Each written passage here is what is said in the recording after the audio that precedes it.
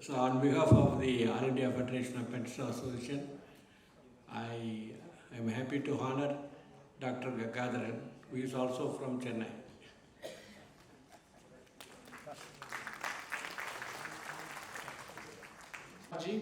I've been seeing him for many years in a lot of these meetings. Every time I come, I see him every year. Mr. Balasubramaniam, again I've been seeing him a lot of annual general body meetings of BPS. For the first time I'm seeing Mrs. Saraswati.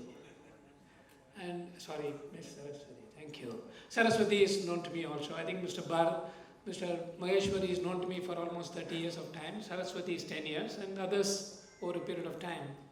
I like to express my deep sense of gratitude for inviting me to be talking with you for about 15 minutes time on, I don't want to talk about pension because you have experts on pensions, but I want to place a deep sense of appreciation for the work that BPS has been doing. When I look at the report, I was going through the report that's been given to me, I was reading this. The hard work that particularly the team that is managing, I don't know how many of you can really appreciate it. Particularly talking about advocacy and persuasion. Let me tell you, I can't do that. I will not be able to do it. Because one side you have to be aggressive, other side you have to be thick-skinned. Seriously. Getting the secretary to your office is not something that everybody can achieve. And all of you who have come to participate in this event, you must express tremendous amount of gratitude to the leaders of this BPS.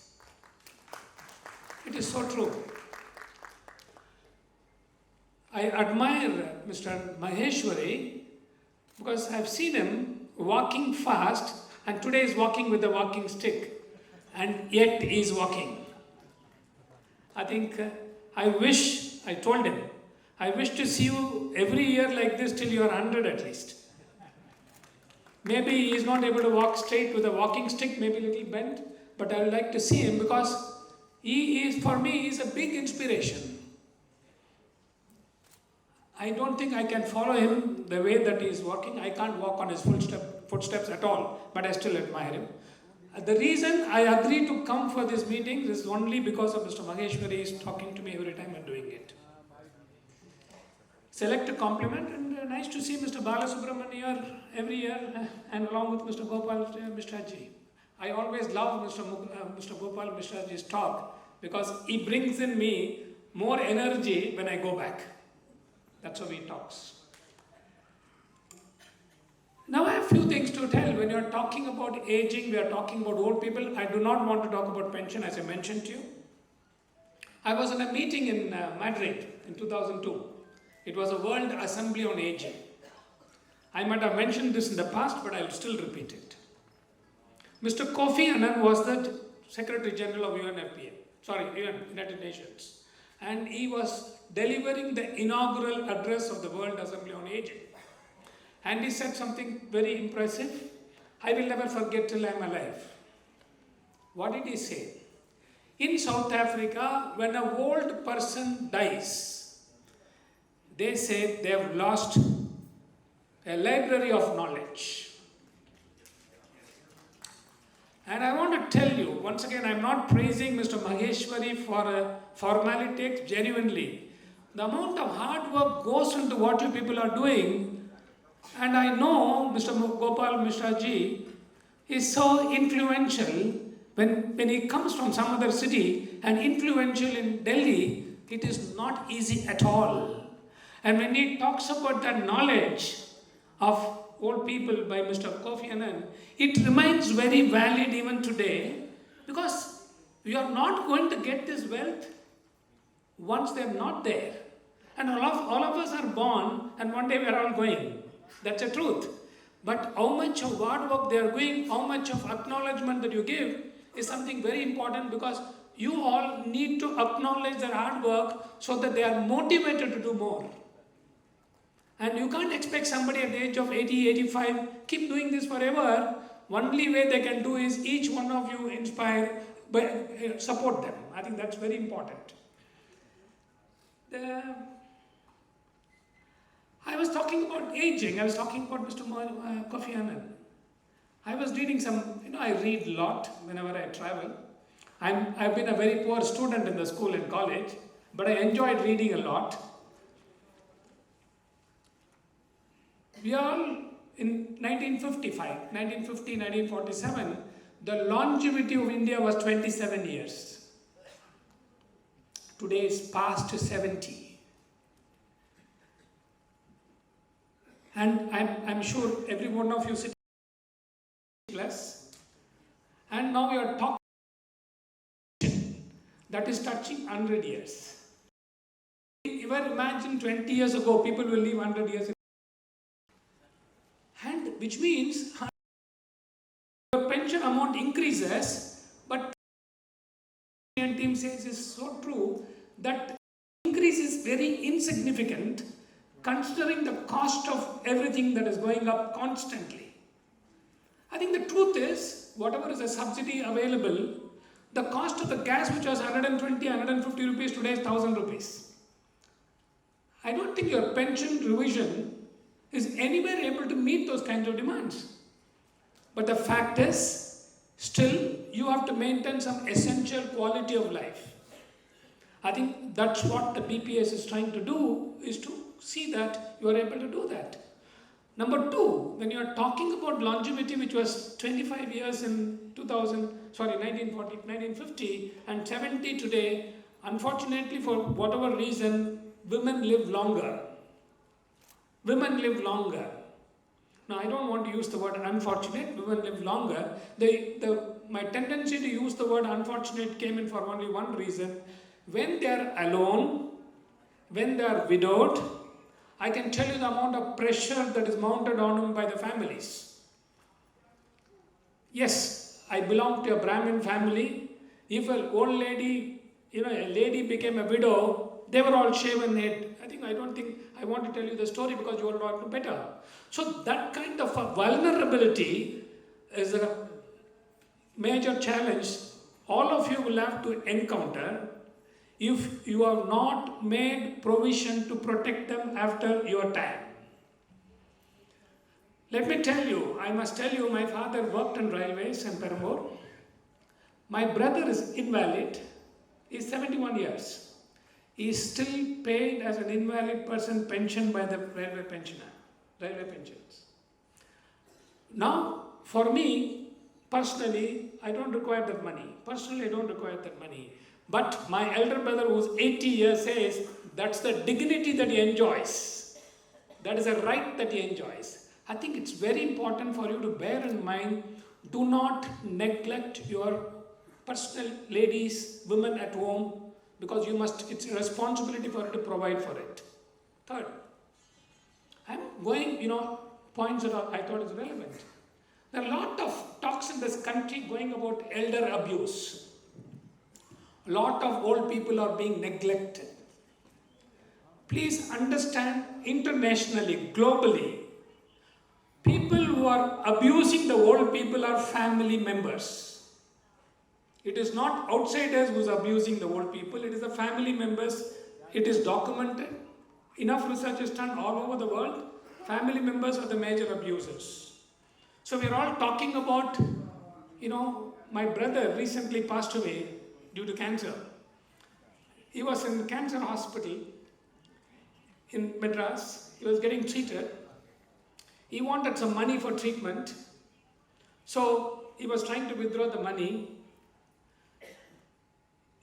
Somebody in the meanwhile came in online, took the entire money from his bank. All his pension, whatever money that he had running to over 14 lakhs was completely swiped off. And fortunately for us, all of us could help him, overcome that. But let me tell you, that man died being cheated. This is being cheated. This is an inadvertent mistake that he committed. And understand the man was dying in any case because of esophagus cancer, but that's what happened. The question is, please understand this is an external threat. But within the family you have a threat. And that is where you have the Maintenance and Welfare of Parents and Senior Citizens Act. The act has been passed primarily to ensure children don't abuse the parents. That is the reason. Understand the intention of the act is to protect you from your own children. That's very unfortunate. Because culturally we are very strongly bound with families. Not to be cheated by the families, but unfortunately the act has come in. The primary act is not to prevent outsiders preventing abuse, to protect you from your children. Now, I personally feel very sad that there is an act to protect me from my children. I feel very, really bad. We are all talking about human rights, but right does not exist in your own family. So I was talking to one of the ladies in Nairobi 4 or 5 years ago. This lady very interestingly told me something interesting. He says, South Africa is a typical African country, where all drinking is very common. So he said, I lost my husband because he was drinking all the time. So my son is a PhD working in Kenya University in Nairobi. He is teaching, but he doesn't go for teaching because most of the time he is drunk. The second son was studying in the college, but he was not going to the college regularly, taking money from the mother all the time. And she says, enough is enough, I am not going to give them any more money. Unfortunately for her, she had a paralytic stroke. Again, luck would have it, she was bedridden for 3-4 months' time, and she decided she will fight her life out. This is a very true case. Any of you want, ask me, I'll send you the video. She struggled. She said, I will not struggle like this, let me come out of it. So one day with the help of an assistant, she walked. And she found a lot of kids practicing running races and things like that. She said, I will become a runner. Can you believe today she's running? And she's running what? Not small. 50-kilometer run. She's running. And when I met her 4 years ago, that is just before the COVID time, she requested me to connect her to some people in New York where she was going for a long run. She wanted some help to stay. So I connected her. Let me tell you, the Pepsi sponsored a trip to New York, and they have given her 20 liters of bottled water for her lifetime. Understand, this is not old person who is healthy, but a person who, for all practical reasons, we think a old person who has got a paralytic, they give up life. They get demotivated. But here is a lady who has come out of it. I am very sure there are any number of cases in this country whom you can pick up and then say they're all living legends. I think we can really do that. So look at this case of hard work. And please understand, that's what you're going to pass it on. Last night I was talking to one of the doctors from USA. He had come with his wife, and I've known him for the last 30-40 years of time. So he was looking for an alliance for his son's marriage. Very affluent family. And Ganga, I want to get my last son married, third son. He was a postgraduate from well-known John Hopkins on call. He studied his MD. And a very affluent family in US and in India. They're living in Merali. I come there, sometimes I stay with them. He says, I'm not able to find a girl for the daughter. And what kind of a budget he is looking for the marriage? 50 crores. Marriage expenditure is 50 crores. Okay, they live it in style, they hire a hotel, but it's okay, they can affluent. But he says, I'm not able to find a girl. That's something fantastic for you to understand. We say poor people don't find it, but rich man is not able to find. And he said, how many girls this boy has seen? He says he has seen so far 10. Either you reject, or your wife rejects, or the son rejects. The son rejects everything. Why? I asked him why. Then he picked up his mobile and showed me 8 to 10 girls, pictures. He says, they're all modern girls, wearing dresses of a different kind. He says, we are all, Agarwal community people, traditional people. We can't do that. The culture is changing. The way things are doing is changing. All of you need to understand that I am old, I must be respected. Forget that word, respected. Respect cannot come because of your age anymore in this world. It will come the way that you conduct yourself. I must be sure to connect with my grandchildren and equally connect with my children. The moment I have a disagreement with my adult children, the grandchildren won't care about you. And all of us have opinions to give. All of us say, don't do this, don't do that. Those things don't work anymore.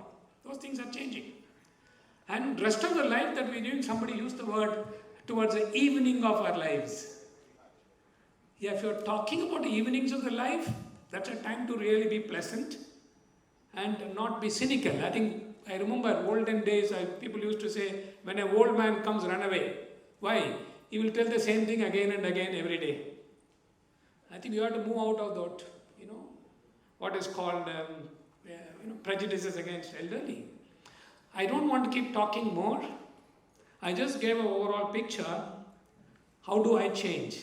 The question is, can I change? Can I keep pace with that? So I said, okay, let me do something more useful. So Saraswati was asking me, what do I do? I said, I do talk like this in several forums. I interact with people. I interact a lot with kids. And I would like to close this with a story that I always told in the past. I'll repeat it for the benefit of people who have not listened to it. Mr. B.B. Naidu. I think some of you would have heard this story. Let me tell you the B.B. Naidu. B.B. Naidu's story is a very interesting story. He's a retired government pensioner from Signal and Telecommunication in Secunderabad. And he was posted to work under Hitler's regime in Berlin. He worked under the, Hitler's secretariat in the Signal and Telecommunication department. And he came back. So